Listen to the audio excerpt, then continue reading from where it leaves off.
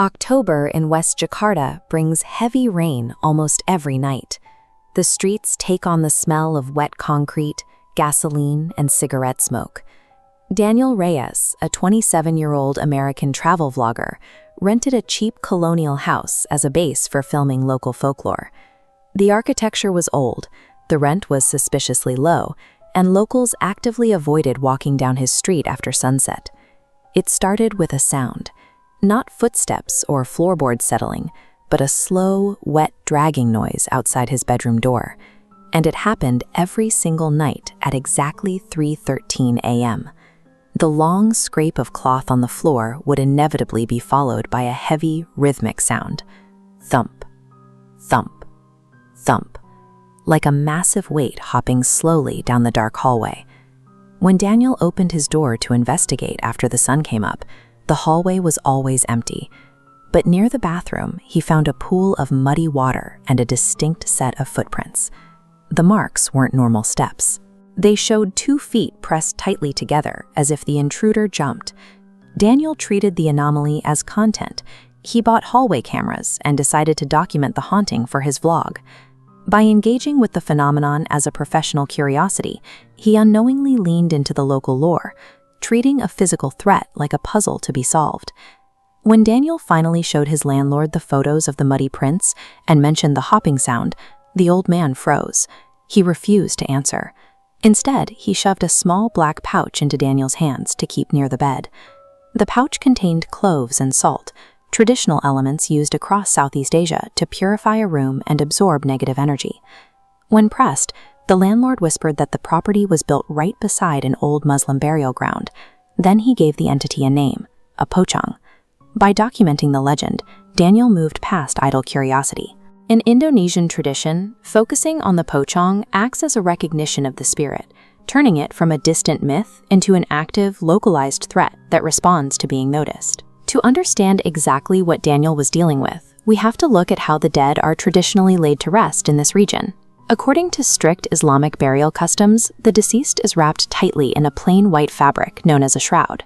This anatomical diagram shows the physical constraints of the practice. Once wrapped, the fabric is tied shut with rope to keep the shroud in place during transport. The knots are tied at 3 specific locations: above the head, around the neck, and tightly binding the feet together. Cultural mandate dictates that before burial, these knots must be untied. If a body is buried with the rope still tied, the spirit returns, completely trapped inside its shroud. Unable to bend its legs, it has to move the only way its bound feet will allow. It hops.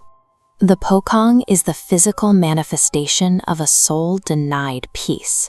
It is grief decaying into rage. The spirit is suffocated by the very rituals that were supposed to guarantee its safe passage, leaving it to wander the dark, desperate for someone to untie the knots. This photograph shows the intense unrest outside Universitas Respublika during the late 1960s. It was a period of extreme political violence across Indonesia. Decades later, construction workers building Daniel's rental property discovered bodies buried deep beneath the foundation, victims of the purges shown in these historical records. Because of the chaos of the time, those victims were thrown into mass graves without proper rites. Many were buried improperly, tossed into the dirt with their burial shrouds still violently knotted shut. The landlord knew exactly what was happening to Daniel because it had happened before. 6 months earlier, a tenant named Arif had also heard the hopping. He also set up cameras. Then, Arif vanished without a trace, leaving behind a locked room, a bed covered in wet graveyard soil, and a piece of white funeral cloth tied tightly around the bed frame. Ignorant of Arif's fate, Daniel checked his own hallway footage. At first, the corridor was empty. Then, a motionless, pale white shape appeared at the far end of the hall, wrapped head to toe in stained, rotting cloth. It stood still before making a single, stiff hop forward. As the twisted face came inches from the lens, the camera glitched into static. The moment Daniel paused that footage to study the face beneath the shroud, he established a direct connection. This is the pocong's primary mechanism. Witnessing the entity serves as a direct invitation for the spirit to follow. The timeline of the haunting completely collapsed on Daniel's final night. The heavy thumping simply didn't wait for 3:13 a.m. It started hours early, arriving directly outside his door. Daniel shoved a chair under the doorknob as the hallway filled with the sound of a wet, distorted voice repeating prayers over and over, its lungs sounding choked with dirt. Then the wood began to shake violently. Take a look at this representation of Daniel's phone screen in that exact moment. While the door shook on its hinges, his live camera feed showed an entirely empty corridor. Nothing was out there, yet the security alert kept triggering on camera 2. The camera pointed directly at the space right behind him. The smell hit him before he turned around: rotting water, mud, and sweet decay.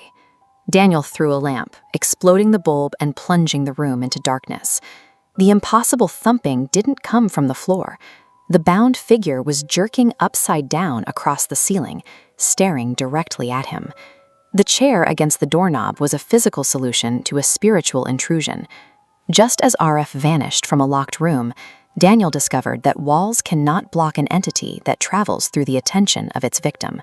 He had focused his eyes on the camera, and in doing so, provided the spirit the only opening it needed.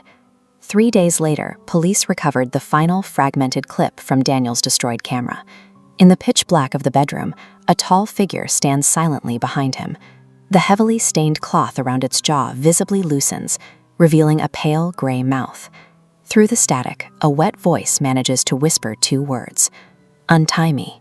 Here in the old cemetery behind the property, investigators found the only physical trace of the vlogger. The house was completely empty. There was no struggle and no blood, just a fresh trail of muddy footprints leading directly into the burial ground, both feet pressed tightly together, carrying him away.